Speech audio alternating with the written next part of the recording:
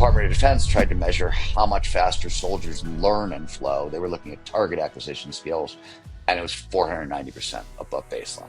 Flow is a scientific term. It's defined as an optimal state of consciousness where we feel our best and we perform our best. It's great to know what like Albert Einstein is doing for success and Eleanor Roosevelt. That's fantastic. But what about just common people? You and me. So he went around the world and he asked them about the times in life they felt their best and performed their best, and flow was the response. Time dilates. Time slows down. My sense of self goes away, and sometimes I become one with the universe. I would say flow is the most addictive state on earth. Csikszentmihalyi was very clear on this. He said it is an addictive state, but unlike sex addiction, drug addiction, gambling addiction, which sort of drag you backwards, because flow requires us to push on our skills and use our skills to the utmost to dial in our focus. It is an addiction that leads us forward into the future. And because it layers on meaning and purpose and things like that on top of it, it leads us in a very particular, towards sort of our best self. Stephen Kotler is one of the world's leading experts on human performance and the neuroscience of flow. He's the New York Times bestselling author of The Rise of Superman, Stealing Fire, and The Art of Impossible. Books that didn't just move shelves, they moved culture. He's worked with everyone from Navy SEALs to Google executives to unlock the science of peak performance, and helped turn flow from a fuzzy feeling into a measurable, trainable edge. But this is about so much more than productivity. In this episode, we talk about how Kotler is working with one of the greatest geniuses of our time, Carl Friston, and his free energy principle to unlock how flow might hold clues to the deepest mysteries of consciousness. Subscribe if you want to learn how to surf the edge of your skill set, trigger ecstasy on demand, and become one with the universe without having to microdose your way through a TED Talk. When people ask, where do I start? It's always clear goals, complete concentration, and the challenge skills balance. So clear goals is how you sort of prepare yourself to go to work. Complete concentration is your block of, I'm going to completely focus on this. And now how do I attack the challenge? That's where the challenge skills balance comes in. Flow follows focus. We pay the most attention to the task at hand when the challenge is slightly outside of our skill set. So you want to stretch but not snap. And that's a moving target. And you have to get sort of good at interoception. How much anxiety do I have in my system? How tired am I today? Right? How much energy do I have to meet the challenge? I would normally say when I'm starting a book, I like to write 500 words a day. If I'm tired, it's 400 words. If I'm hungover, it's 300 words. Kind of thing. It's a moving target, right? The most important thing is to get the target right, because it will drop me into flow, and then I'll exceed my goals anyways. I think the future is going to be not just like flow on demand or that sort of stuff. It's going to be, how do we use technology to augment group flow, to enable cooperation at scale, to solve the challenges that we're really up against.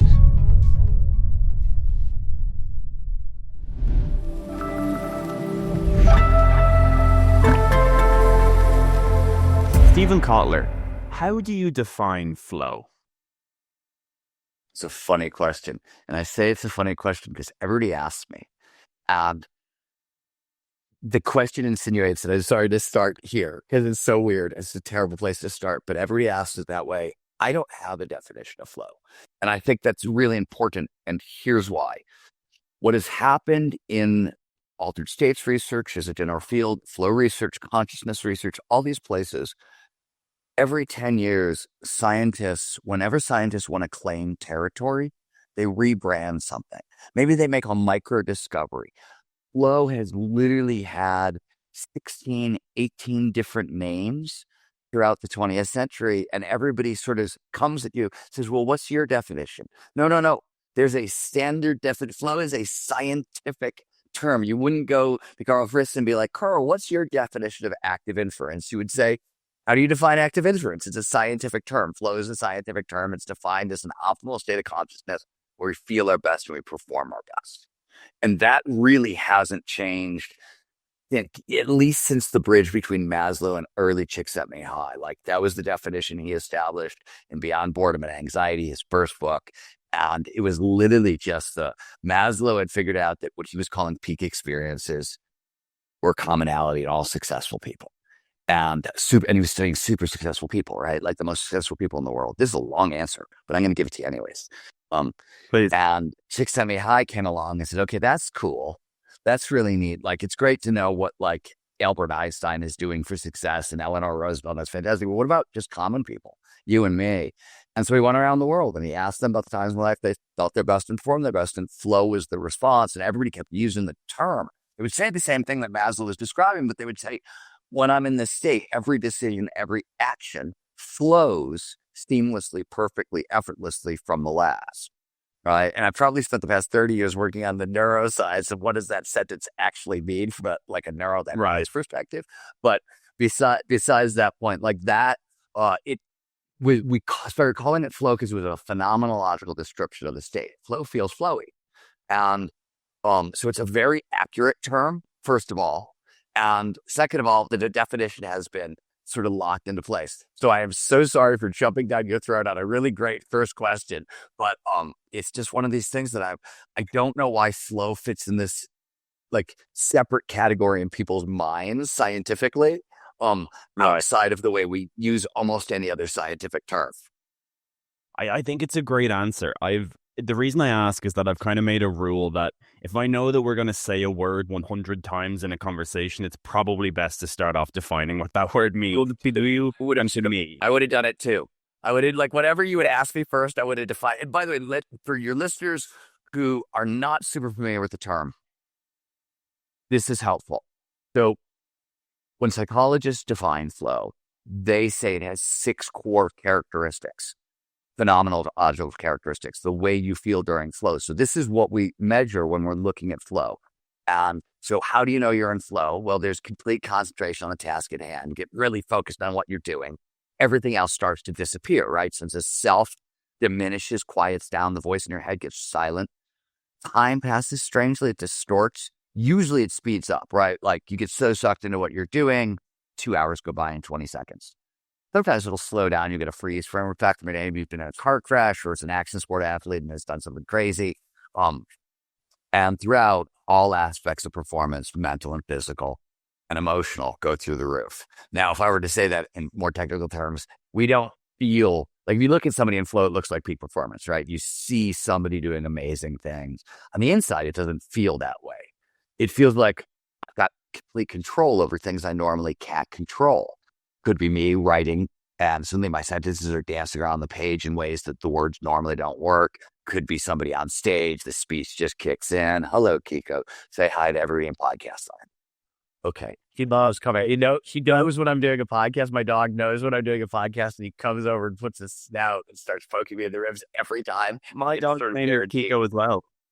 Really? That's so cute. That's amazing. Yeah. Random coincidence. The name came to my wife in a dream.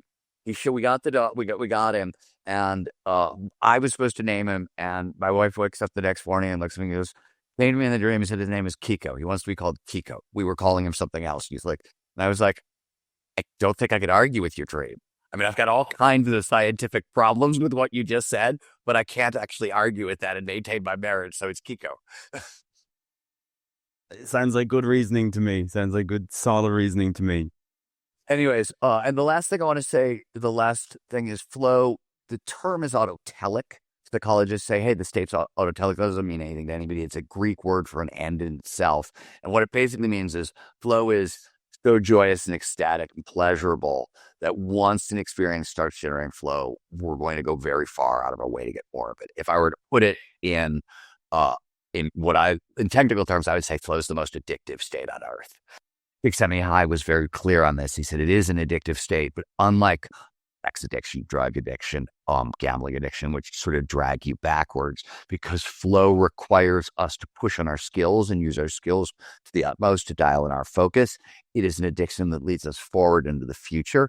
And because it layers on meaning and purpose and things like that on top of it, it leads us in a very particular, towards sort of our best self. That's sort of what Maslow figured out way back when, right? Like with self-actualization. Hey, something about these states seem to lead us to our best self, which is not a very scientific definition. We could get into authenticity and what that actually means and how that works in the brain, but that seems to be what the state is steering towards. And a lot of the work, the stuff we're writing right now, not out yet, but we've got a series of papers that have been coming out on flow and intuition, and we're moving into the hard problem of consciousness next. And after that, we're looking at things like synchronicity and purpose And they're all very tied together. What we got very lucky in that I came in and I said, God, I want to apply sort of complexity science metrics and embodied cognition to flow science. I, as a journalist, was like poking around in those fields, and I was like, wow, everything I know about flow, if we could get these people in on this conversation, we're going to make real progress. We got those people in on the conversation. I've had the great joy of working with like Scott Kelso and Carl Friston and a bunch of people like that on these papers, and it's led to some really interesting things. But all we've really done is say, hey, we spent a really long time trying to localize flow. And it's very clear it doesn't localize. You can't say this structure, it's a network effect. And you have to look at the neurodynamics to really start to understand flow. And it turns out once we got there, and we've got a paper submitted to Neural Image, I think it's gonna get accepted, but let's just say submitted at this point, where we took 12 brand new complexity science metrics and applied them to already established flow data, and gave us a much better picture. And it turns out when you get down to the level of neurodynamics, all of these experiences, things that sound really weird, like purpose, it turns out flow, purpose, and synchronicity are actually neurodynamically linked, but they're just at different scales of time. Synchronicity takes place over microseconds. Flow takes place over minutes to hours. Purpose stretches out for a lifetime. But the time scales are different, which is what, of course, neurodynamics gives you, right? To look at, how do these things work over time, which, has always sort of been one of my questions, even though I didn't actually realize that was one of it's sort of like it just came out of the work where I was like, I keep going back to this temporal picture of flow, and it keeps leading to new conclusions and new progress. And, it's become sort of a theme. It really started out with me like, how does time dilate? Like, why does time slow down?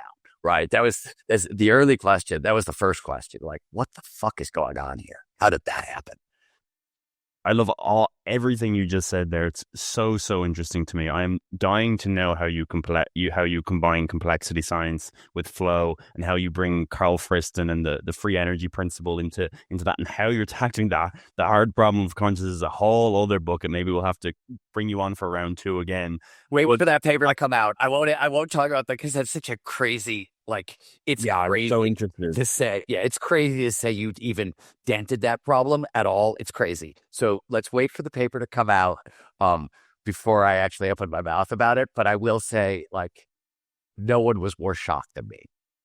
Wow. I was literally on the phone with my chief science officer, Michael Menino, and I was like, was that just a viable, I'm not saying real. I'm just saying, does that sound like a viable solution to the hard problem? That's where it started, because I was like, there's no way.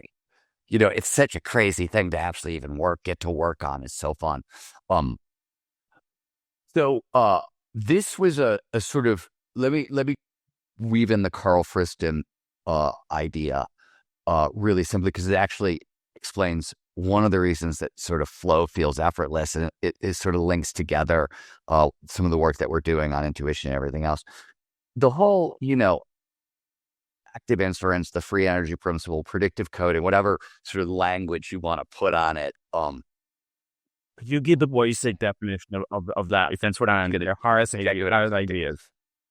So that's where I was going to start, because the language, I always say that, and it's really funny to me, because every field has this. So if you watch sports, rappers want to be basketball players, and basketball players want to be rappers. In science, neuroscientists want to be physicists. They get to the peak of neuroscience, and they're like, okay, I know everything about neuroscience. What can I fuck with next? And it's always physics. So, right. And that's sort of what happened here, right? With Scott Kelso and Carl Friston. And you have to also understand that one of the reasons this stuff is often so hard is when we move from complexity science, when James Gleick wrote Chaos in, let's say, the 1980s, right? And introduced the world sort of complexity science. Everybody who was a neuro geek, myself included, who read that book because it was a great book, went, oh my God, the brain is a complex system. Consciousness must be an emergent property. Suddenly, a whole bunch of stuff made sense. And it seemed like it was really going to be easy. oh, let's just import complexity science into neuroscience because it fits so perfectly. No, it actually turned out that was an incredibly hard project, right? And it took a whole bunch of people, right? What a shocker. And it took a whole bunch of people to sort of like take the physics bit by bit and all the middle steps. Like Scott Kelso is a great example. Scott Kelso in the field of coordination and dynamics is phenomenal. It's a middle step between sort of like complexity science and, the brain, what we would think of as computational neuroscience. You have to move through it. But Scott's one of the first people through that gateway. He's working with physicists at the time, and he's making up his own language. Same thing happens if you know the work of J.J. Gibson, the early vision researcher, gave us the idea of affordances and things like that. Yeah. Brilliant work. But he's the first guy through the gate. So he invents this entirely new language that nobody uses, right? We use it for like this 4-year period of time, and it opens the doors into embodied cognition and Andy Clark, and all this amazing stuff is on the other side of his foundational work. And he has almost ridiculous, nonsensical questions that we still can't answer today, right? Where does vision end and seeing begin? Right? Like, that's a great question. And, right. So, but he frames these impossible questions in a language nobody's ever used that becomes embodied cognition. And, but it was very clear early on, if you were looking at flow in sports, something was going on with affordances, right? People were looking at objects. A skier can look at a jump and immediately know, oh, that jump is perfect for throwing a cork 700, which is a very specific off-axis trick, right? That's an affordance game. We're playing at an intuitive level. And in flow, all of that gets cranked up, right? So if you're looking at action sport athletes in flow, where I've spent a lot of time doing them, this is sort of where some of the puzzles started from. Let me actually start you in before. Let me tell you what the free energy principle is, and then let me walk you into the first question that we started with, because it's a fun question. It's a good way of framing all this stuff up. So, I love this. Free energy principle says that. So, first, two things that we have to know. The old idea was perception action, right? We take in data, the senses gather data, and then we act. And that's sort of how we thought the brain worked. And that was the whole cognitive model, right? That we got stuck on computers, we imported their frame, and we thought that's how the brain worked. And it turned out it doesn't work that way. And one of the great researchers, Yuri Buzaki, who we got to work with on our flow and intuition paper, and a new paper we have coming out on the neurodynamics of intuition, really was the one who pointed this out in his amazing, though very challenging to read book, The Brain from Inside Out. And his point was, hey, everything we're looking at in brain processes, we're using William James's psychological framework, which is outside in. He was looking at psychological behaviors in the real world and trying to work. He's like, the brain doesn't work that way. It gets like raw sense data, and it has to figure out what's going on in the world. And what the end result of this were a couple of things. One was, it's not perception action, it's action perception. So it's an action perception cycle. Weird concept. And what it basically means is we have a hypothesis about the world. We think the world is this way, and we test it by moving. The brain, remember, the first principle of brains is they evolve to govern movement, right? So that's our brain shows up because we have to make decisions about movement, which way to go to get resources. And we have a funky definition about agency and proto-consciousness if you want for that, but that's more hard problem stuff. But anyways. So many cans of worms there. We can't open all of them. So, and when I say you act into the world, two things are really important here. When neuroscientists talk about action, a thought can be an action, and a saccade, an eye movement, is the most common action. So you have a hypothesis about the world. I think it's raining outside, but I can't tell from this angle. So you move your eye so at least you can get a better view. That you're reality testing. And what you're trying to do, and this is where the free energy principle comes in, and free energy is sort of a terrible word for this, is in all cases, you're trying to reduce surprise. Surprise is metabolically expensive, right? It burns a lot of energy to be surprised, which is interesting, by the way, because the front end of flow state is a bunch of surprises in a row. We can come back to that. Yeah. But like, that's one of the reasons flow is so expensive, is it's literally the gateway is surprise. often. But free energy principle says we're using predictive coding to try to predict what's going to happen next so we can reduce surprise. And the example I always like to give is you're walking towards a door. The door is shut. As you're reaching for the knob, your brain is running a series of predictions. Is the door open? Is it closed? How heavy is it? How much force will I need to turn the knob, et cetera, et cetera? The goal is never waste a calorie and don't be surprised, right? Get the prediction completely right. And all this happens unconsciously, right? The only time we notice is when we get a prediction error. Oh shit, the door was locked. I thought it was going to be open, and we notice, right? But normally this happens unconsciously. Reality matches our prediction, and we just walk through the door and keep going, right? We tend to come into consciousness usually when predictions are violated, either bad or good, right? That tends to wake us out of consciousness. So basically, to think about flow from that principle, effortless effort, right? What does that really mean? It means that our predictions are perfect. They're matching reality perfectly. And in this very task-specific domain, right? You're only doing one thing in flow. So I'm skiing, or I'm writing, or I'm delivering a science lecture, whatever it is, you're doing this one thing.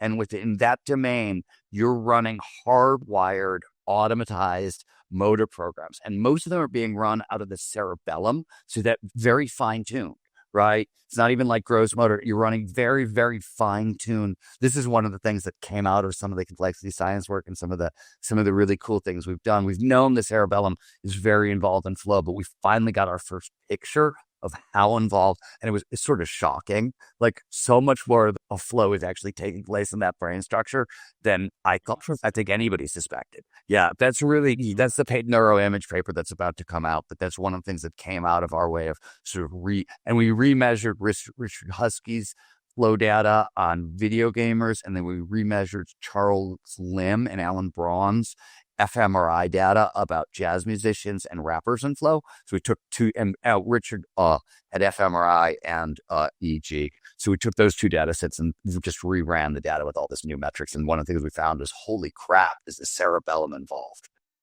Interesting. That's so cool. I'd never connected the free energy principle with flow.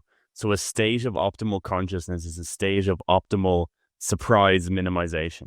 It's a really interesting, it's an interesting phrase. I've never put those things together. Yeah, it was really, and you take it one step further, it's also, you're constantly in metastability, right? That's the other thing that's showing up all the time. The brain is always on the edge of criticality, which is what gives you that heightened creativity, that adaptive flexibility, that any direction I go in, I'm going to make the right decision kind of thing. All these things sort of come together. And of course, a tremendous amount of dopamine and norepinephrine, which turns up pattern recognition and signal to noise ratios and all that stuff. Anyways, all this started with a really weird, simple question, which is, if you go to our first paper on this, which was the first few seconds of flow, I asked a really simple, weird question, which is, I was thinking about action sport athletes again, but we phrased it in a different way, which is, you're driving down the freeway on a motorcycle or in a car, you get cut off by a car. Happens all the time. If it's bad,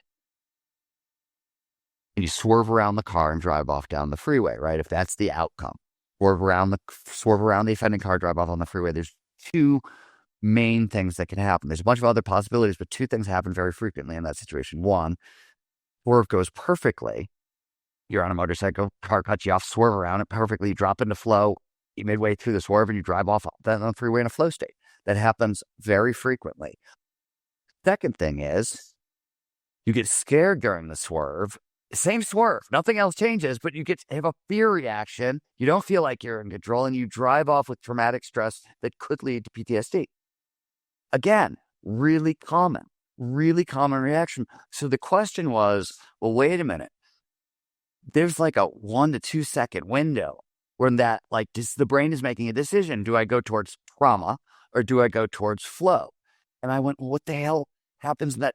What is going on in that 2 second window that is making such a huge difference in our lives, trauma or flow, right? Especially if you're dealing with PTSD on the trauma. And because I work so much with special forces and action sport athletes and groups like that, where they're really encountering these situations and making that switch. And, that switch determines, like if you're dealing with Navy SEALs, you come back with PTSD, your career could be over, right? Like, so these are same thing with action sport athletes, right? You have to be pretty cautious with that. So it was a real question that like we were dealing with in the real world with clients. And I was like, okay, let's look at this. And in the outcome of that, one of the things we started to realize is if you're like in both cases, you're trying to minimize surprise. You're trying to find the right action plan, right? And if you've got lots of experience swerving around cars, you're going to drop into flow. If you don't, you're going to go towards trauma. And it really came down to this one weird thing. And it was a discovery that came out of Andrew Huberman's lab. And he's mostly a vision researcher, right? And his lab does vision most of the time. But I was Andrew and I don't know, we were in Seattle together a couple of years ago, and we had dinner, and we were talking about his lab, some of the work his lab was doing. His lab had figured out that we always thought the fight, freeze, or flight response was all localized in the amygdala. Everybody thought that was an amygdala reaction. And it turns out freeze and flight are in the amygdala. That's a basolateral amygdala reaction, basically. But fight is actually in the xiphoid nucleus. It's a separate wiring. And it's a separate of the xiphoid nucleus before. It's on the outside of the thalamus, basically. It's one of those tiny fucking structures on the outside of the thalamus. And the other reason I know about it is because that was my first question. When he said it, I was like, the what? What are you even talking about? There's a what? Yeah. Oh, but it's one of the 1,000 islands off the thalamus. Right. So it turns out the foundational difference between flow and trauma is when a negative surprise shows up, right? I got cut off by a car. Do you lean in and attack? Or it's literally approach or avoid. And flow starts with a hardcore approach. And everything else, you're basically saying, I don't have any control here. Huge amount of like variational free energy. I can't minimize it. I've got no control here. And that basically triggers a whole bunch of downstream reactions that lead you down those pathways. And it was actually that observation came out of a weird thing. Have you ever ridden a mountain bike? I ride my normal bike a lot. Like I would do triathlon, so road bike a lot, but mountain bike less so. Okay, I don't know if this experience shows up on a road bike. In mountain biking, because it's so violent, you always think in your brain, oh, it's going to be flowy. I'm going out for a mellow trail ride. And then you get to the trail, and it's not mellow at all. And you're like, oh my God, this is violent. It wants to kill me. And there's always a moment, and it's usually 100 yards down the trail or whatever it is, when you're like, oh shit, I really got to work now, where you either lean in, and if that happens, it's usually a quick entrance into flow, or you try to like fight for that flowy thing. And if you fight for the flowy thing, usually you end up going to the hospital, you get bounced off your bike, and it actually does. It doesn't lead towards trauma, but you start getting stress responses from your body. Your coordination goes, proprioception goes, balance goes. So you start to see all the things that lead in that direction. And that was just an observation that a bunch of mountain biking friends of mine, and I came to. I usually, one of the groups of people I tend to, if there's something about flow that I don't understand, I tend to test it with groups of friends in action sports. I'm like, hey, I'm seeing this. Are you guys seeing this? What is this? And if like we can get to some like phenomenological consensus, I usually try to bring it into the lab and be like, okay, 50 people are seeing this. What the hell is this? What are we looking at? It's a good heuristic. I love all of this. I find this whole space so interesting. So I've been trying to drink less alcohol. And honestly, it's had a pretty big impact on my health. I'm sleeping better, I'm exercising more, and my business is growing. The data suggests that people are drinking less alcohol than ever, which overall I think is great, but I'm still looking for a little treat at the end of the workday or a hard workout. And that's where Sentia comes in. Sentia is a 0% alcohol drink that feels like you're drinking something special without any of the downsides. It's created by neuroscientists and it's designed to give you that relaxing buzz, the same kind of feeling you get from alcohol, but without the hangover, brain fog, or impact on sleep quality. And it tastes absolutely delicious. They already have a GABA red berry, which is perfect to mix with a tonic or orange, or GABA black, which is awesome with Coke. Personally, I've been really enjoying the GABA gold with Fanta lemon on ice. It's actually genuinely delicious. Like, I'm not even play acting there. It's actually just really, really good. So you might be wondering, how does a drink with 0% alcohol give you that buzz? It almost sounds too good to be true. Well, this is the really cool neuroscience part. The secret is GABA, the brain's natural calming agent. And the different GABA flavors have different cognitive effects. Sentia's founder, Dr. David Nutt, has published over 500 independent research papers and written 34 books on neuropharmacology. What Dr. Nutt realized was that we can harness the same calming, relaxing effects from alcohol without any of the side effects. I genuinely think this could be the future of drinking. And they're also just releasing their first beer and stout, which as an Irishman I am dying to compare to Guinness. Sentia are offering my viewers 10% off their first purchase, and I genuinely could not recommend it more. I think even if you're looking to just substitute your one gin and tonic on a Tuesday with Sentia, the cumulative health benefits over time will actually be very noticeable. So check out Sentia, again, 10% off at checkout. Do you think flow is a discrete property, a discrete phenomenology, or does it exist on the continuum of focus, concentration, whatever thing you would put on that continuum? Do you think is it a unique conscious experience, or is it just on one end of a spectrum? I shouldn't say just, but is it at the end of a spectrum? I think that's an excellent question. And I have said for a really long time, and I'll give you an example of some of the stuff we've started to prove along these lines. So as far as I could tell, everything in the brain is on a spectrum. Like maybe it's a fundamental product of oscillatory networks, but I think of everything I think of as self or who I am is literally like, I don't know how many of these kind of coordination dynamics, binary systems there are spectrums, but let's say there's 50. We're the intersection of where all those 50 meet today at this particular moment in time. That's who we are. That's identity for right now, right? You can talk about this as levels of the hierarchy and predictive coding. You could frame it all that way, but that's sort of how I've thought about it. And in that framework, I've always said, hey, there's an absolute spectrum from, and I'll take this one level. Let me give you the plane, and then let me take it one level further because there's something wild here underneath it. But there's obviously a spectrum from I'm totally fucking unconscious to probably group flow, right? Like that's, and I'll explain why it's group flow in a second. So here's where things get a little interesting when we start talking about these things. Most people, when we think about humans, we default to a spectrum that Freud sort of laid down, which is the pleasure principle. We run from pain and we run towards pleasure. And that's the main approach to avoid.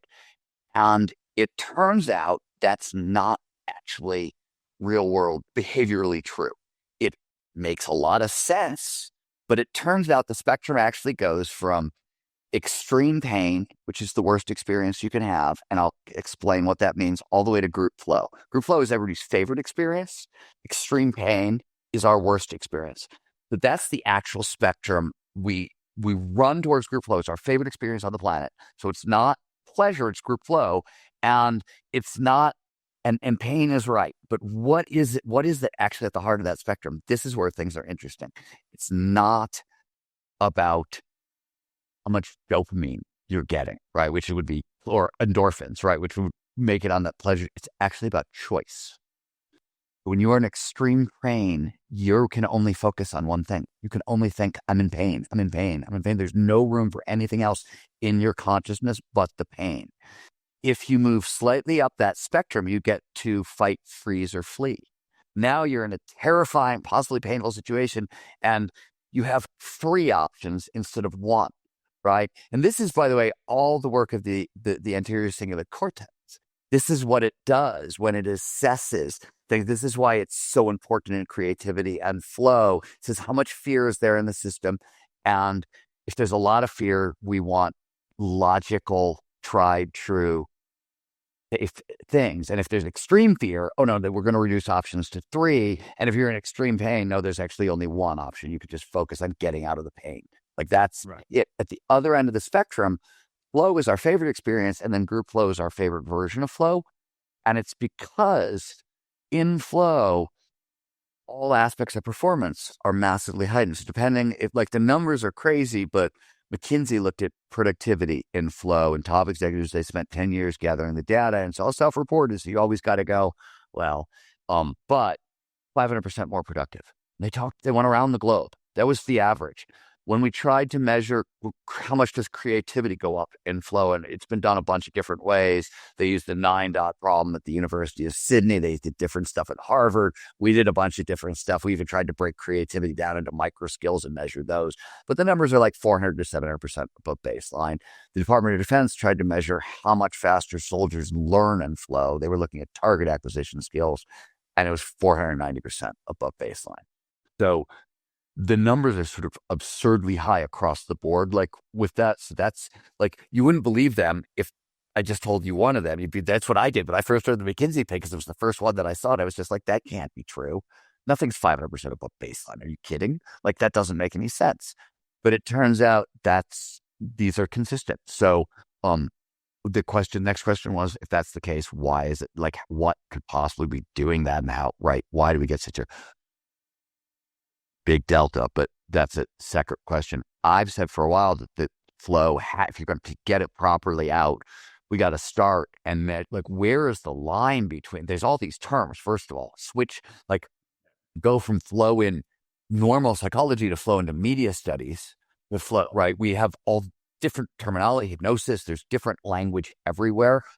So this is one of the reasons I'm like, can we standardize the language, please? That would be very useful. Yeah. So we can figure out what the hell we're looking at. But I think it's a full spectrum. I think now the question is, does it have, like, is it, even though it's the spectrum is there, we do know there's a phase change at the front end of a flow state. So now you're starting to switch. It's going from, it's a spectrum, but it seems to be a discrete experience. But that seems to be true of almost all the altered states. There's tremendous overlap between all of them, but they all have sort of discrete phenomenological properties, and they all, like, they interlap. Out-of-body experiences are not super common in flow, but 10% of the population has had an out-of-body experience, and I'm willing to bet that they're either going to be induced by trauma or flow. You're going to only have sort of 2 gateways into it, because everything we know about out-of-body experiences is an extreme form of perspective taking. It's, again, the free energy principle. It's the brain trying to minimize surprise by altering where your focal point of perspective is and simulating reality for you, which it does all the time anyways. Yes. Yeah, I would agree with that. I like thinking about on a spectrum. I think that makes a lot more sense than this discrete sort of mysterious state that is just somehow distinguishable from a spectrum of whatever it is. Let me give you a data point that we have, actually, because it's not out yet. But so my chief science officer, Dr. Michael Menino, who you should have on because he's brilliant and great. He built a company called Synergy that will, through a Zoom call, using semantic analysis and a whole bunch of biometrics we can get out of your forehead, he can measure. The technology was designed to measure brain entrainment during meetings, because there's all kinds of data that says when you have synchrony in a group, you get better results. And to do that, you have to be able to measure trust and psychological safety. And so he built this, and I went, there's no possible way brain entrainment isn't a precursor to group flow, right? If you have entrainment, you're at least massively amping up flow proneness. I think it's a spectrum. And so we measured it, and we went out and we did this study. We haven't published the data yet, but we're going to put it out as a white paper, because we didn't have as many subjects as I wanted in the study. So we're going to put it out as a white paper first, and I think we'll redo it with a bigger study group, but that's what we found is, okay, there's a spectrum, and but there's also a discrete signal in the brain that is group flow. So again, a little bit of a phase change, so you can see it, right? It's the same thing with flow. We see there's metastability or synchrony, and this is, I will argue, metastability, and it seems to showing up more and more in the data, but you can make an argument that it'll be synchrony between the goal directed network and the executive attention network. The default mode network quiets down in flow. The medial prefrontal cortex really shuts down. Which portion seems to be task specific, right? Because there's a portion of the medial prefrontal cortex that makes you really creative. That part stays active in flow. Other stuff, most of it shuts down. And then you seem to get deactivation. Use like the dorsolateral prefrontal cortex. In the beginning, we thought it totally deactivated in flow. That was Arne Dietrich's idea. And it showed up in the Lemon-Braun study, and everybody was like, "Oh, that's." And then it didn't show up in any other studies. We were like, "Oh crap, that's all wrong." And now we know it's active at the front end of the flow state, and then it starts to quiet down, and everything's temporal and changes basically, which makes a whole lot more sense too, right? Like if I were to get on this podcast and be like, "No, Evan, flow it's this discrete thing, and it's these specific portions of the brain," right? You would look at me and be like, "Stephen, you're lying." Like, or this, is really unique in all of contemporary neuroscience. Yeah, for sure. That's the thing that's so interesting about all these things when you look at all the terms that we don't really understand: purpose, synchronicity, flow, like all these sort of things that we're poking at now. Once you start looking at the neurodynamics level and you start looking at questions of time, they all start to, you're like, oh, they're all of a thing, right? Like they're all of the same. It's not surprising to me that we're sort of decoding a cluster of phenomenon, rather than like if flow is a discrete state. Right. But I always said from the beginning, 30 years ago, before I knew shit about any of this stuff, I knew that flow, I knew if you're an engineer and you're trying to solve a problem, you want a boundary condition, right? Give me a toehold, like give me like one boundary so I could and I knew flow was the best we felt on the planet.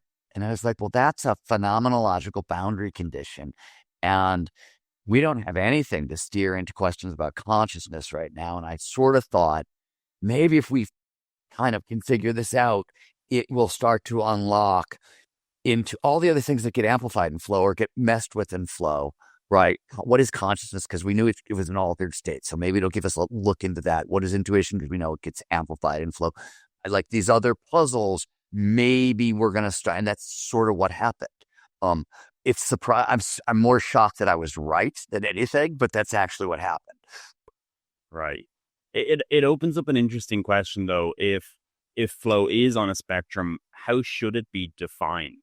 Well, so psychologically, it's not. I mean, there's 6, 7, maybe 8 different various diagnostics for flow proneness versus, are you in the experience? Now, how do you measure? You measure the 6 psychological conditions, scale of 1 to 10. And that's, so if 1, we know flows in another spectrum. There's microflow. Those 6 conditions show up, but they're 1 or 2. This is you go to work, you sit down to write an email to a colleague, right? You get so sucked into what you're doing that like instead of a 5-minute email, it becomes an half an hour essay. You didn't notice time passing. And maybe your sense of self didn't totally diminish, but bodily awareness did. And when you pop back into consciousness, you realize you have to go to the bathroom. That's all day, every day for a lot of us. That's microflow, low end of the spectrum.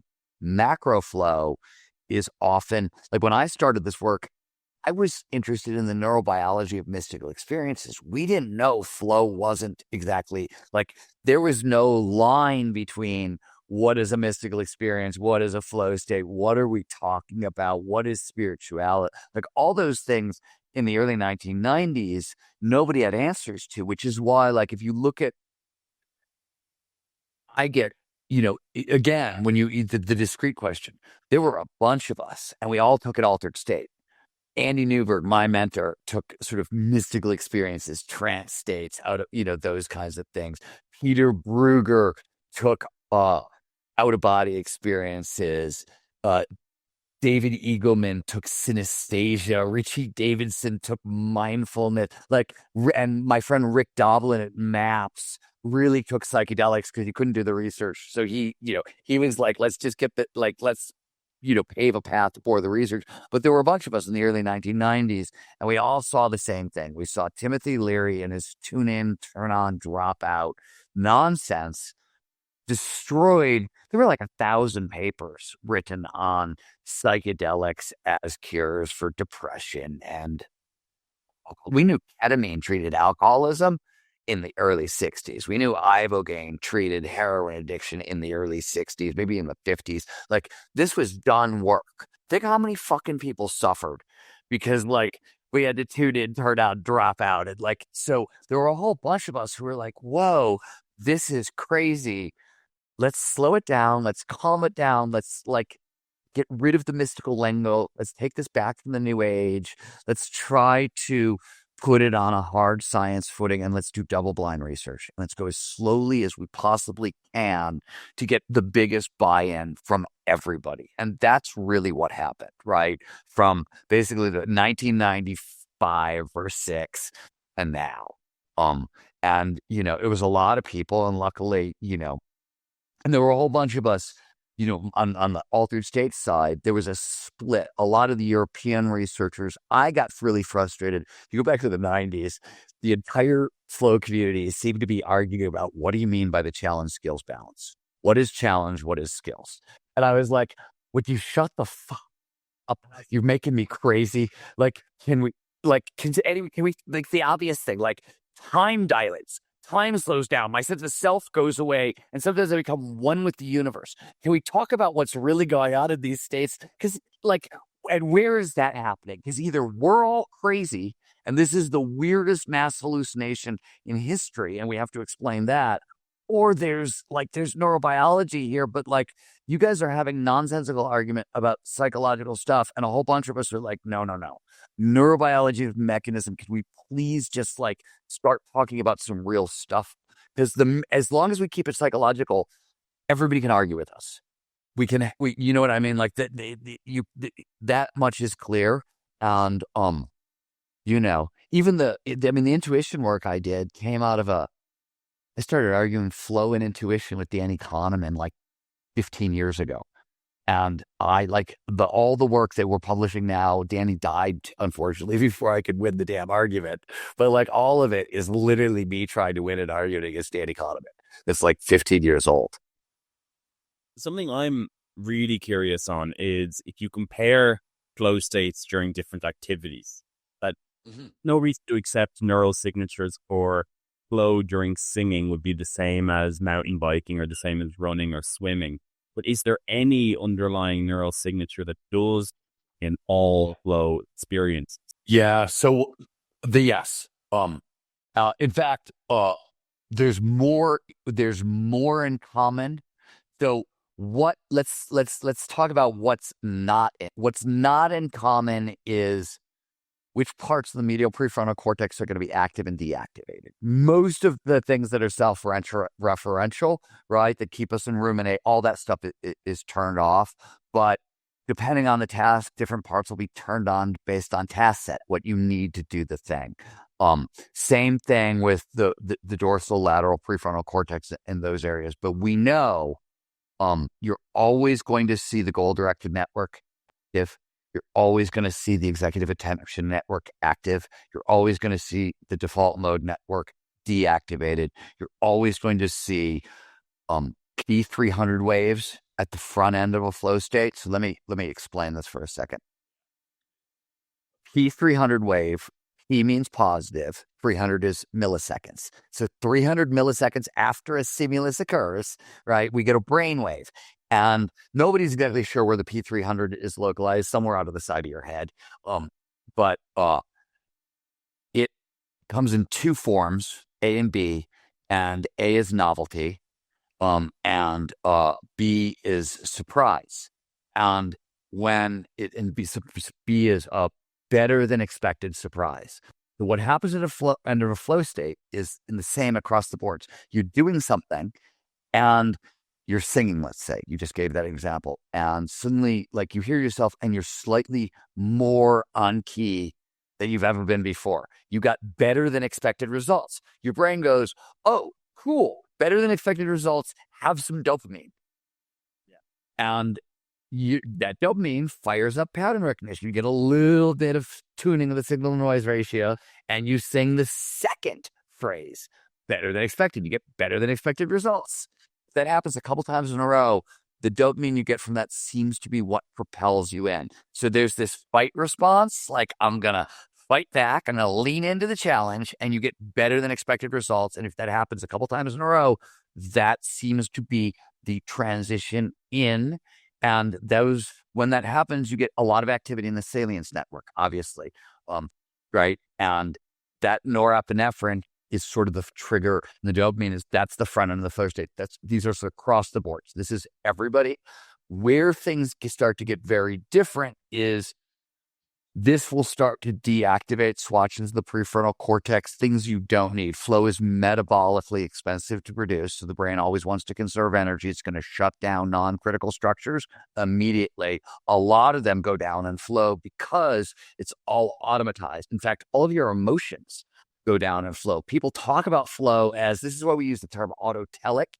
Euphoric is sort of could be a synonym, but it's not. And the reason is, and this is Marty Seligman figured this out years ago. It's a footnote actually in his first book on happiness. But he was the one who pointed it out. He's like, flow is emotionally neutral. Like we get happy at the back end of a flow state when we look back on our performance and we look forward into what this means for our future. But by that time, we're sort of transitioning out of flow, and that becomes a serotonin dominant process. Dopamine and norepinephrine are fading off, and serotonin is rising. And then you get more emotions. But even emotions are turned off in flow because emotions are there to guide behavior. If your behavior is perfect, if you're executing exactly and minimizing all the surprise along the way, you don't need to tune your behavior. It's perfect. You're doing exactly what you need. So the state itself is emotionally neutral. So you're even like, all the energy would normally spend on emotions, all turned off in flow. So does that, I'll stop there because we're going to run out of time if I keep going, but I'll stop there and let you ask a couple more questions. Yeah, it's all super interesting. I wish we had hours to unpack all of these different ideas. Because again, it's so interesting. What does the latest research say on how to enter flow? But that really hasn't changed at all. Though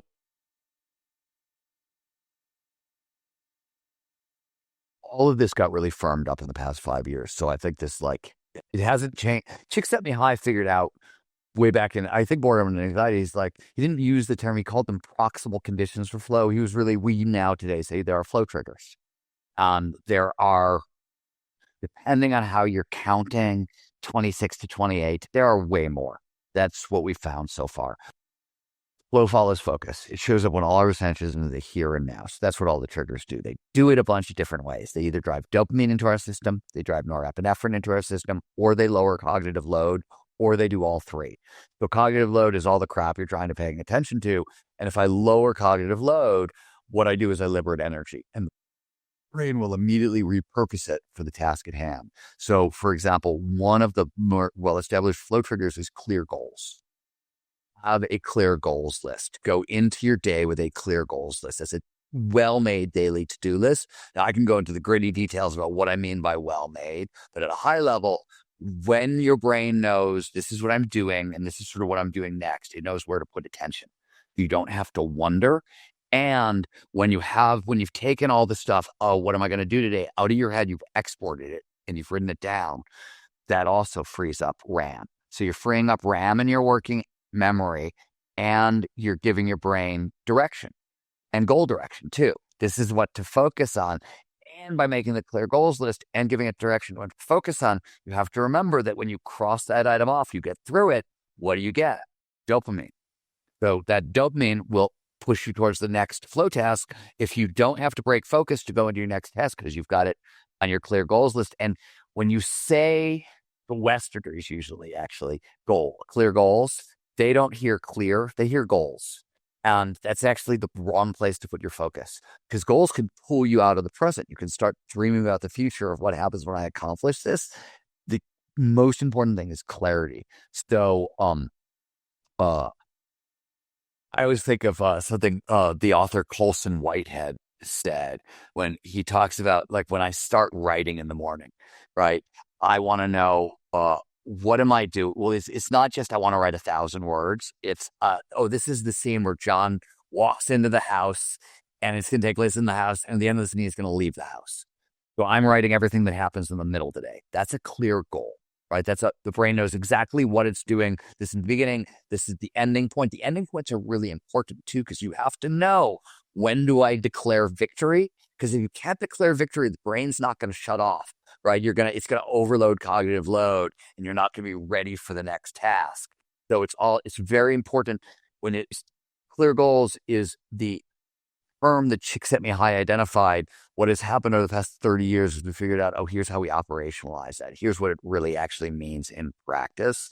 And really, that's been, I've had the great fortune of training people in 156 countries and 28 industries at this point. So we have, and we measure everything, of course, is we have global data, training data, and the neuroscience. And that tends to be how I write. And complete concentration is the first flow trigger that matters. And so people always say, well, okay, I got to focus. No. That actually means specific things biologically. One, you have a 90 to 120 minute awake and alert slot for focus. When you say focus on the task at hand, your brain actually wants to do that for about 90 to 120 minutes. We know we have a REM cycle, sleep cycle. How long does it last? 90 to 120 minutes. Opposite side of that is an awake and alert cycle. Same thing. So you can get into flow, and this is work done by encoders, usually in about 15 minutes to slide in if you know what you're doing. But you should plan your day in such a way that you can sort of stay and work on your hardest task, first clear goal, really, for about 90 to 120 minutes. Practice distraction management. So turn off email, turn off instant messaging, turn off Slack, turn all the, right. That complete concentration also means you got to practice distraction management. And then when you get like one level out, when I'm working with executives, I'm like, this also means limit communication channels, right? When I started this work, when I started like training people in flow, most people could get text messages, phone calls, but nobody really made phone calls anymore, or an email. Now people can get to me through like 16 different channels. And I try to limit everything. And that's, most executives. So like, I try to limit, there's like a whole lot of like, you can't get to me through Slack. My team is on Slack. I don't go near it. I won't forget it. I'm like, I've got 5 ways you can get to me, and they're ranked in hierarchy and who gets access to what. And I check them that way. And I only check them once a day. Yeah. So, right. Like you want to batch. So those are like, this isn't really, and this is all about lowering cognitive load and maximizing dopamine and norepinephrine and focus and things like that. And the other, I'll just talk about one more flow trigger, because it's the third. When people ask, where do I start? It's always clear goals, complete concentration, and the challenge skills balance. The clear goals is how you sort of prepare yourself to go to work. Complete concentration is your block of, I'm going to completely focus on this. And now how do I attack the challenge? That's where the challenge skills balance comes in. Flow follows focus. We pay the most attention to the task at hand when the challenge is slightly outside our skill set. So you want to stretch but not snap. And that's a moving target. And you have to get sort of good at interoception. How much anxiety do I have in my system? How tired am I today? Right? How much energy do I have to meet the challenge? I would normally say when I'm starting a book, I like to write 500 words a day. If I'm tired, it's 400 words. If I'm hungover, it's 300 words. It's a moving target, right? The most important thing is to get the target right, because it will drop me into flow, and then I'll exceed my goals anyways, right? Like, so I'm in a sense, you're playing mind games with yourself. And the challenge skills balance, this is one of the funny things that came out of the crazy research in the 90s that I'm so often likely to dismiss, is Susan Jackson and Csikszentmihalyi figured out that in top athletes, so collegiate level or above, 81% of what we mean by skills is actually confidence. Because at that level of performance, skills start to equalize. Everybody's got sort of baseline. And so this is a very wiggly sort of target there.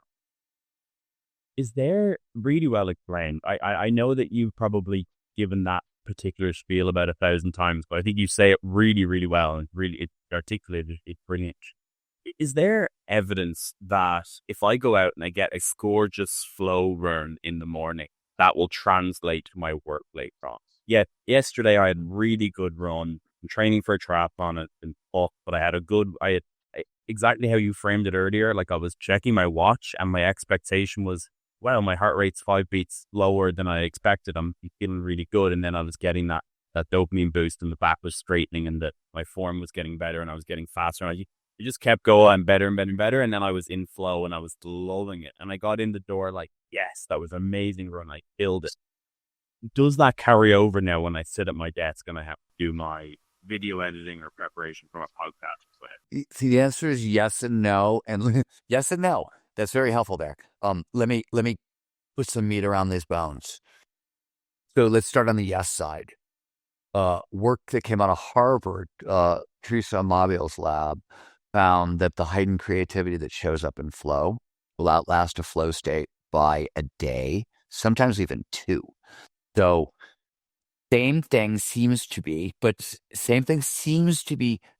somewhat true with productivity as well. There are caveats. I'll get to the caveats in a second. Let me add a couple more things to the yes things. Here's what we know. Flow is a focusing skill. It's like meditation, but not. The difference is meditation is not an active state. Flow is an active state. You're doing something. People love to say flow is not always. The Europeans love to say, no, there's non-goal directed flow.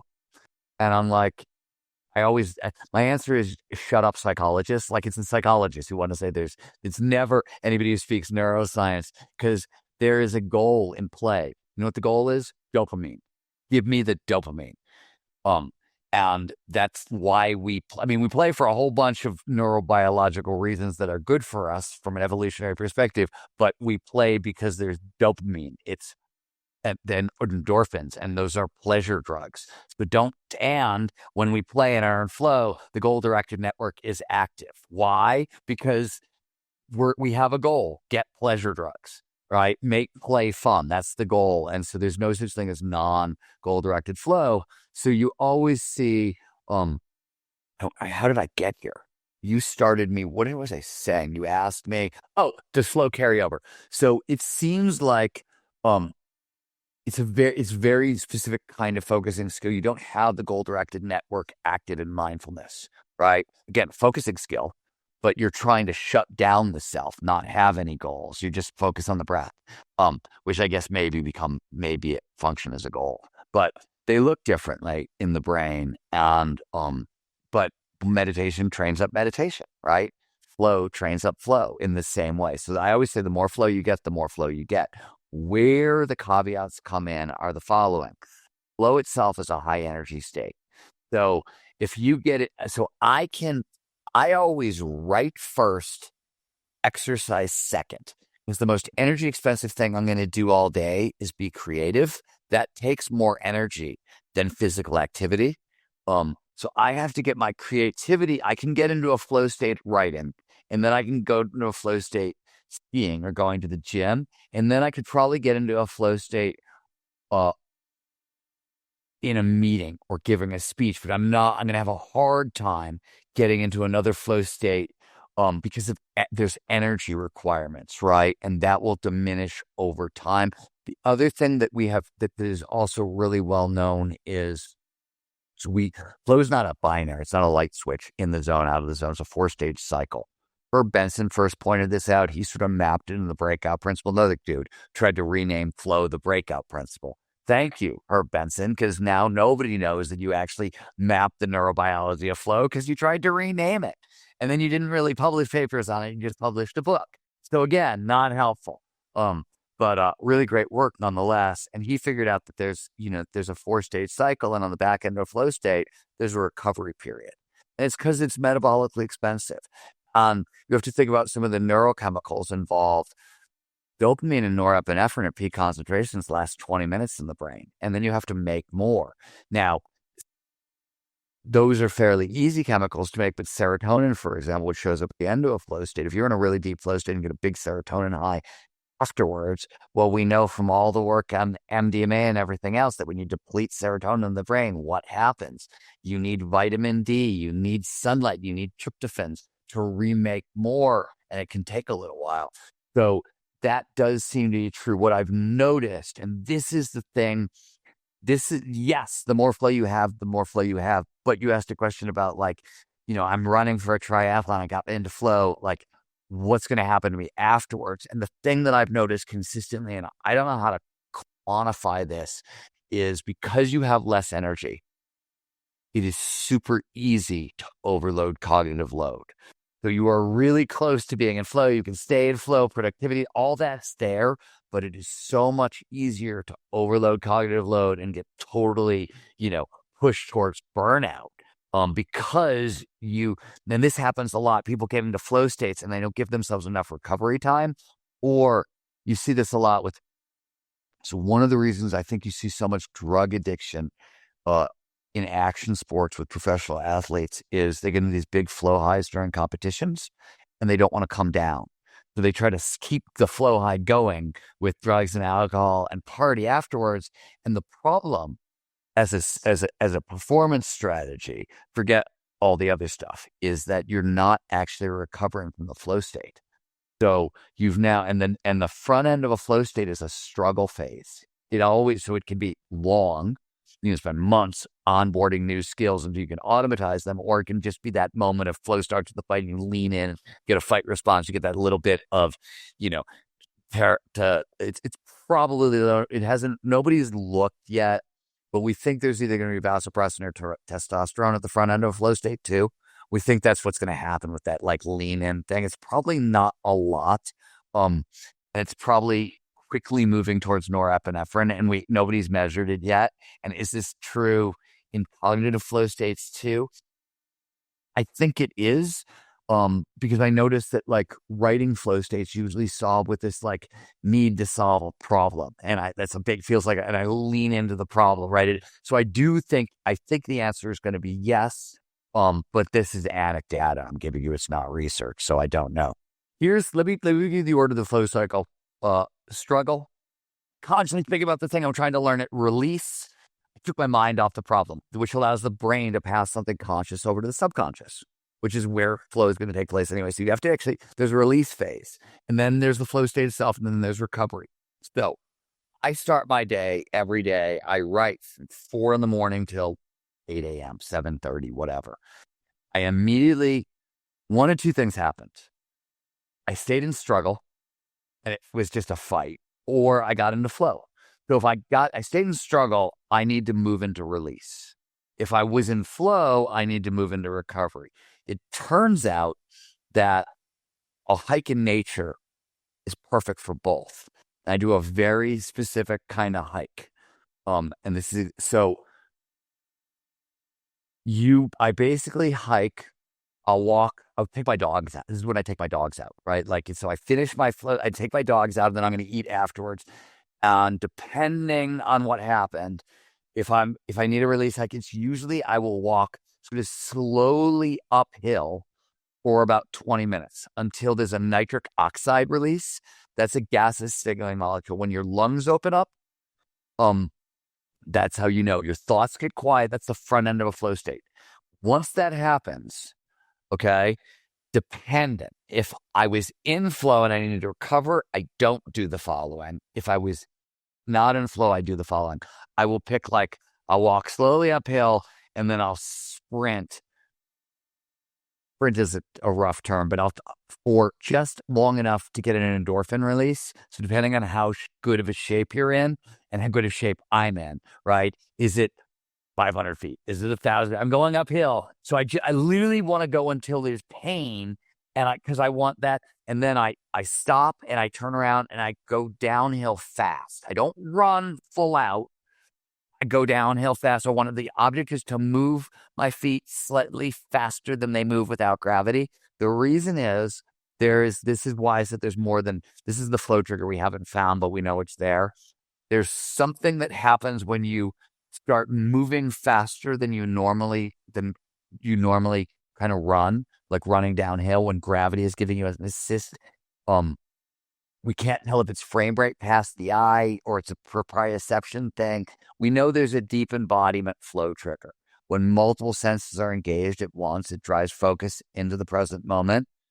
Underneath that, that's a very general way of saying there's a bunch of physical stuff that seem to drive people into flow. We don't exactly know what it is, but we call it deep embodiment because it's a big sexy term. But what we're saying is we don't know if it's frame rate past the eye or something is happening. Mountain biking is the classic example. We think it's frame rate because if you've ever ridden trails, if you're out and it's a big wide open field, you're running across it, going into the woods, there's something that happens and you transition into the woods and the field shrinks, almost instant flow. Motorcyclists report it, mountain bikers report it all the time. So it's either width or frame rate. And we don't, like trees moving past your eyes, we don't know what it is. Rodney Mullins, the skater, was playing with this question with some guys at MIT for a while. They didn't quite get there, but he's been poking at this too. So there's a bunch of people he's part of a really funky team that's been looking at embodied cognition and flow and performance that's out of MIT. But I don't know what they've done. I haven't talked to Rodney in a couple months, so I don't know if they found anything new. Anyways. Super cool on frame rate. I guess frame rate is also a correlate for danger in a lot of ways. Like, why am I moving so fast? But this is a deviation from homeostasis that that is a bit strange. Here's the evolution. So the way we started thinking about it, and I think it's cool. Let me just add on to that because you'll like this. From an evolutionary perspective, the fastest we ever ran, you're running down a mountain and away from a predator, right? Or you're chasing a predator. So there's something, and we know, humans evolved to run down our prey. We know this. This is what we do. This is our special adaptation. So that's a flow adaptation. We think that's, from an evolutionary perspective, everybody thinks this is where flow came from, right? Early on, either it was to coordinate behavior, flocking, schooling, that kind of stuff, or it was because we started running down our prey, and whoever gets more painkiller gets to run longer and gets more dinner, and that's an evolutionary driver. And so there's a bunch of things there, but the point is that there's a certain speed, right? The brain's got to go, oh, you're moving faster than normal. This means you're either chasing dinner or running away from dinner, not to avoid me. And fuck, you better perform at your best. Have some flow, right? That's from a very colloquial, non-neuroscientific, that's just the common sense, evolutionary biology perspective on that. And that was where the thinking started. And the first time, credit where credit was due, Dorian Sagan's book, Up from Dragons, that he wrote with Lynn Margolis. It's an old book. It came out, I want to say the late 90s, but it was a great book, Carl Sagan's son, and it was a really cool book. And they talked about human. That was the first time I was like, oh, we evolved to run down our prey. I get it. That explains so much, so that was sort of where that fact sort of started. I don't know who did the initial evolutionary biology work for it, but that was the first place I saw it. And that was where a lot of us back in the early 90s, when that happened, we were like, oh, that explains a lot. Runner's high, you know what I mean? And we couldn't tell. There was a long period of time.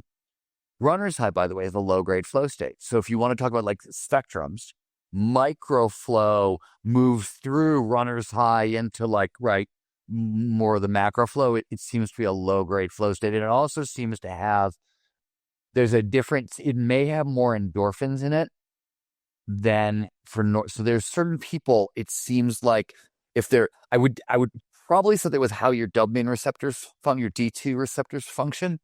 There's probably less functionality, and you probably are more wired for endorphins, and that's probably what we're looking at, and why that would be the case in certain brains. But we know, endurance athletes, yourself, you're a triathlete. So triathletes, and this is really funny, there's an entire body of research out of S&M on flow. And in S&M, they call flow flying. and it's a mat. It's the pain. It happens to the bottoms, and so this is to say there's a pain trigger for flow. It shows up in endurance athletes. It shows up in masochists. It's the same trigger, right?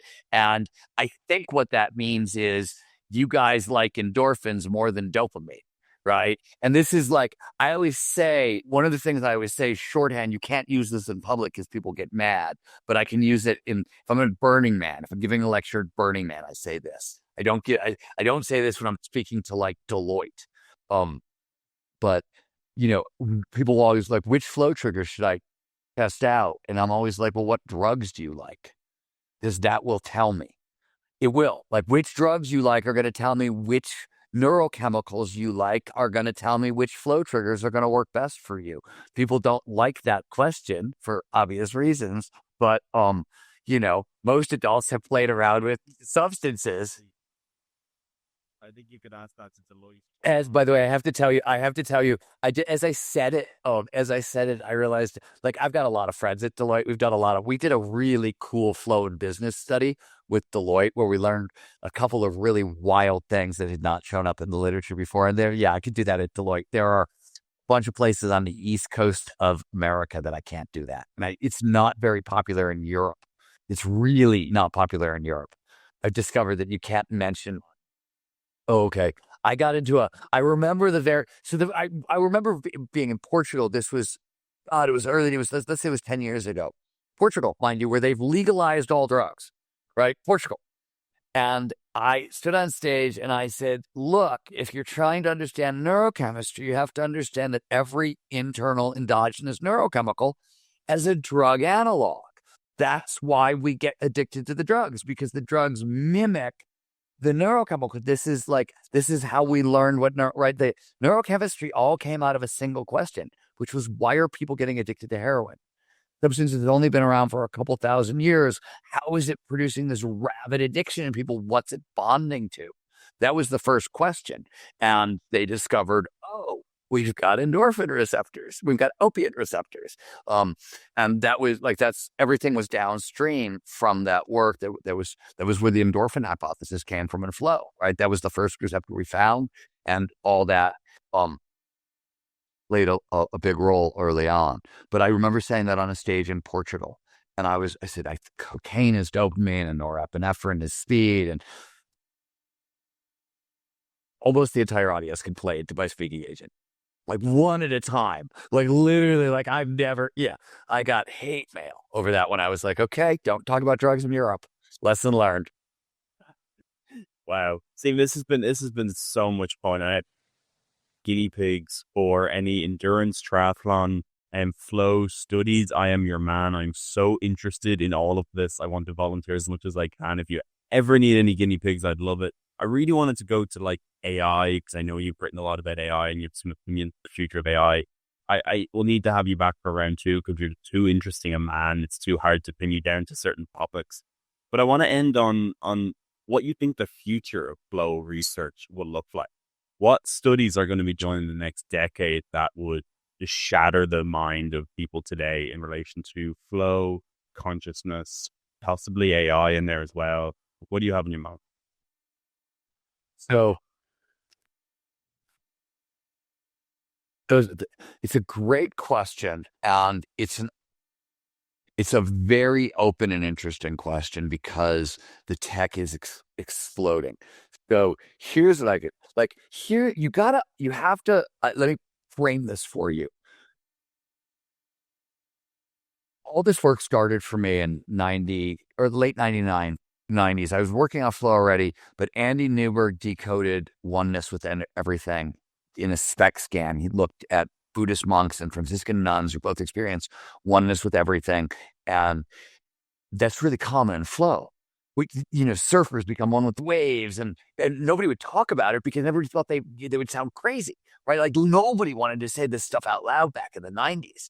Like it was early research on flow was insane because people wouldn't even talk about it because they thought, like, if I went to a shrink in like 1990 and said, Doc, I'm surfing and I'm feeling one with the ocean, I'm having out of body experiences, like I would have gotten sent to a mental institution, literally. for having a flow state. Like you couldn't do, and science didn't take it seriously. So you couldn't talk about it, and science didn't take it seriously. Andy figured out, oh, there's mechanism. We don't have to go into what it is. And I called him and I was like, dude, I'm seeing the same thing in surfers that you're seeing. And do we think it's the same thing? And he said, I don't know. Let's find out. And that's where all of this started for me. Because Andy Newberg was like, I know you're a journalist, but you keep calling me for asking you these flow questions. And it seems like you want to actually do the real neuroscience. So like, let's deal with the real. And that's where all of this started with Andy doing that. And at that point, a couple years in, right when I was publishing West of Jesus, so let's say 2005, 2006, I remember a conversation where I said, do you think we're going to decode the neurobiology of flow in our lifetime? Do you think we're going to solve this? And he said, no, there's no way. And I said, yeah, I agree with you. I think that's true. And it turned out that, when we published the first few seconds of flow in 2022, that's pretty much the map, right? That's like, we can argue over niggling details, but that's pretty much the map. And the map is now so that problem is solved. I would have said, would we build an iFlow app? Not enough. You know what I mean? That would be another one. The fact that we can drive you towards group flow through a Zoom call using AI and like, that's crazy. That's really crazy.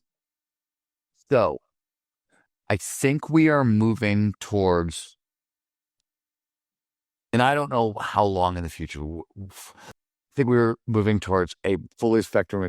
We'll understand the entire spectrum of these experiences, the relationship between psychedelics and meditative experience at a really deep level. So I'll give you just a simple example that there's a lot of ways we could go, but Rick Doblin, who started MAPS and studies psychedelics, and I have been looking at trauma, for example, and we know that flow overwrites PTSD. And we've known that for a long time. One of the things we know now is one of the main reasons is that at the heart of PTSD is network inflexibility. Flow restores metastability, which is which is flexibility. So that's the healing, that's the mechanism, right? There are other things going on as well, but that's actually the mechanism, and we now understand why that works.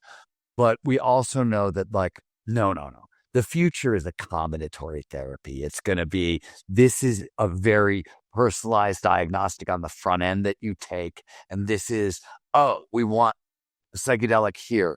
We want a creativity-based flow state here. We want a athletic-based flow state here. We want a mindfulness experience here. We need an awe experience here, right? Like, that's what and it's going to be individually customizable, entirely probably within 5 years, measurable through wearables, maybe even through like Wi-Fi signals. Because I was just at a talk, a woman out of MIT can now measure pretty much everything your Oura Ring can measure just off Wi-Fi signals bouncing off your body. So like, even the like wearables are going to become invisible. It's bonkers. It's totally bonkers. And the crazy part was there were a whole bunch of people in the room. It was a big AI conference. I was talking about flow and AI. There were a whole bunch of people in the room who were just like, and whatever, like And I was like, do you understand what the woman is saying? She's going to invisibly tell you, like, she's going to read invisible signals that are flying through the air, and she can tell you your heart rate variability, your galvanic skin response, like what if your front prefrontal cortex is leaking alpha waves. I mean, are you fucking kidding me? Like, is anybody listening to what's actually somebody saying? And I'm so numb to this that we don't like. I was sitting there just like, I don't even have that much of a historical perspective, but I'm older, and I've just got like my 50 years of like been looking at this stuff, and I hear things like that. I'm like, oh my God, like, wow. Is it, so, I can't look farther out for you. I tend to think in 2 to 5 year time horizons. That's how I tend to process reality. I think, I will also say, just because we built it and I just saw the rough version of it last week. So, and then I do actually have to jump, but, we've been building a flow AI. I don't want to build like Flow Steven. That scares me because like I like that freaks me out. I don't want an AI version of me or anything like that. That's too freaky. But I do want something that can take detailed information about you, maybe more than I need. Like this requires diagnostics, checkups, and interviews, but the back end of it, we've got a flow map that's like, these are your 3 weaknesses. These are the triggers you're going to be most susceptible to. And it's half built. You know what I mean? Like it's being built over time, and we've had versions of this in sort of chatbots, but this is like the next level out, and we can layer in biometrics. Like all that stuff's here now, and this thing will be fully operationalized within 3 months. So all that is sort of really here right now. Where I think this stuff gets super interesting, and the thing that matters to me the most, and we'll end on this, I guess, is in another chunk of my career, I write books about technology and accelerating technology with Peter Diamandis, and I've looked at that for a while. And we wrote a book called Abundance, where it said, hey, we're moving from like challenges of scarcity to challenges of abundance. Technology is taking resources that were once really scarce, and they're making them really abundant. Communications, information. These were scarce resources 50 years ago, and now they're wildly abundant, but we have problems. Communication abundance led to the largest mental health crisis in the history of the world, right? We're on social media, but the downstream, right? So we have abundance-related problems along that. These are huge. AI. Smartness is ubiquitous, but so is, job displacement, et cetera, et cetera, et cetera. The existential problems we're facing right now, whether we're talking about poverty or AI or, war, the solution is the same. We need to learn how to cooperate at scale. And it turns out, historically, humans only do that in the face of a pandemic or a war. We're good at it, up against the deadline, but we're bad at it under other circumstances. But we actually have a built-in technology for cooperating at scale. It's group flow. Like we know, and group flow at scale is known as communitas. The original flow research in the 1870s was actually, they were looking at communitas. They were looking at, it was Goethe and Nietzsche, and they were like, what happens to people at these German beer festivals? It's not just that they're drunk, it's that their entire consciousness seems to shift, and what's going on? It was literally the first flow question. The first term for flow is the German term Rausch. It means overflowing with joy. And it was literally Goethe and Nietzsche trying to figure out what the fuck happens at German beer festivals. That's where that's where, by the way, even like going Wilhelm Wundt, the challenge skills balance, that actually came out of originally beer research. He got hired, the founder of experimental psychology gets hired 1870, maybe 71, right in there. What's the perfect amount of bitter in beer? I don't know.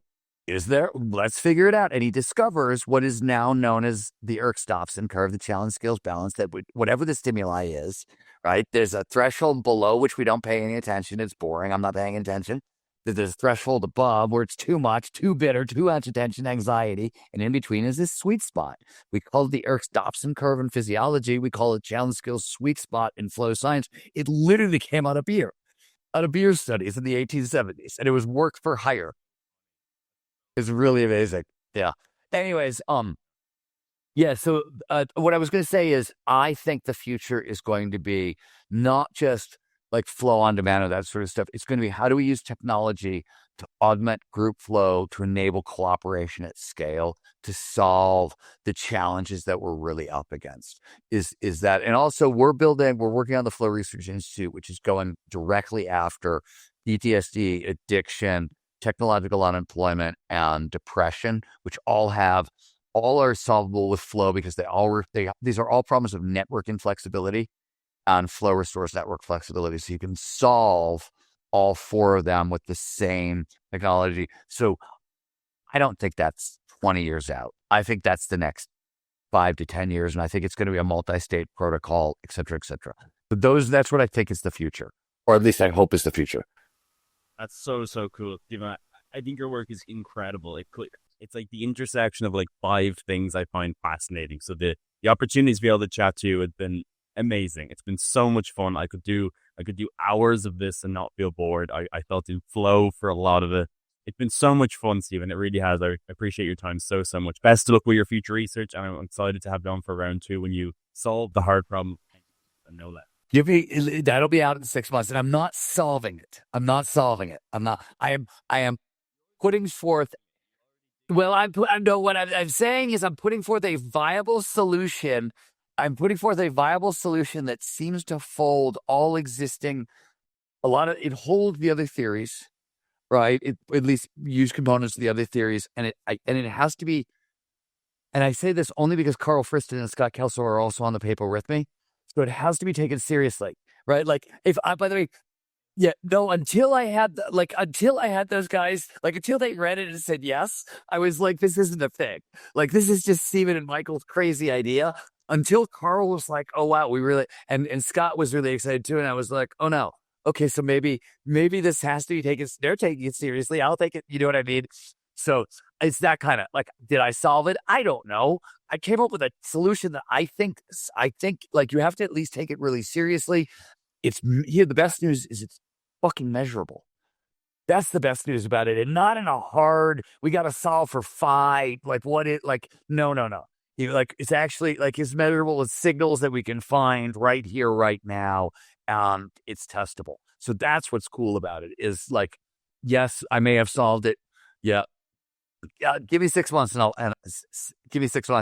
come back and talk to you about it. Evan, before I go, thank you for your interest in neuroscience. Thank you for my interest. If you made it this far, then you must at least partially be interested in brain science. And who can blame you? It is the most interesting topic in the world. Twice per week, I talk to the most amazing neuroscientists in the entire world. So if you're interested, then subscribe to the channel. Leave a comment below who you'd like me to speak to next. And thank you so much for your ongoing support.